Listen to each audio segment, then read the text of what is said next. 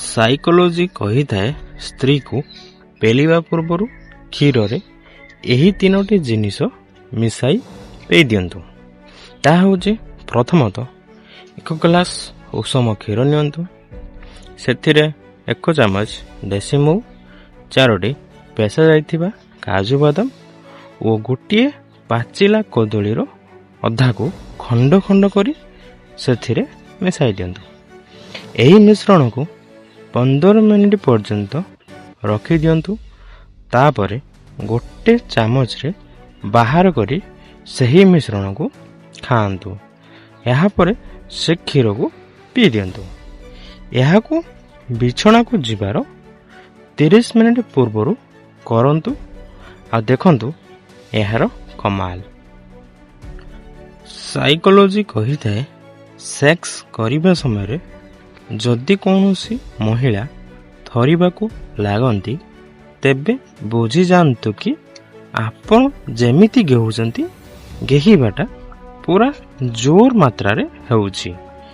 ସେହି ସମୟରେ ଦଦିକୁ ଆହୁରି ଜୋର ଜୋର ଚିପି ଆହୁରି ଜୋର ଜୋର ସଟ୍ ମାରନ୍ତୁ।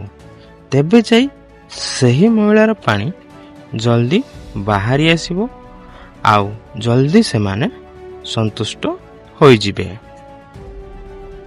ସାଇକୋଲୋଜି କହିଥାଏ ଯେତେବେଳେ 2ଟି ଶରୀର ମଧ୍ୟରେ ସମ୍ପର୍କ ବନିଥାଏ ଏହାକୁ କାମ ବାସନା କୁହାଯାଇଥାଏ ଓ ଯେତେବେଳେ 2ଟି ମନ ମଧ୍ୟରେ ସମ୍ପର୍କ ବନିଥାଏ ଏହାକୁ ପ୍ରେମ କୁହାଯାଇଥାଏ।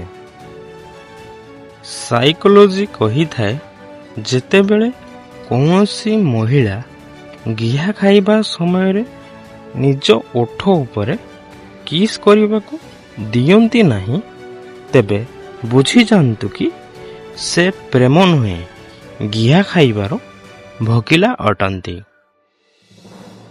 ସାଇକୋଲୋଜି କହିଥାଏ ମନେ ରଖନ୍ତୁ ଏମିତି ମହିଳା ସହିତ କେବେ ବି ଶାରୀରିକ ସମ୍ପର୍କ ବନାନ୍ତୁ ନାହିଁ ଯାହାର ସ୍ତନ ବାହାରକୁ ଦେଖିବାକୁ ଅଧିକ ଆକର୍ଷଣୀୟ ହୋଇଥାଏ, କାରଣ ଏମିତି ମହିଳା ସ୍ୱଭାବରେ ବହୁତ ଚରିତ୍ରହୀନ ହୋଇଥାନ୍ତି ଓ ଏମାନେ କୌଣସି ଗୋଟିଏ ପୁରୁଷର ହୋଇ ରହିନଥାନ୍ତି।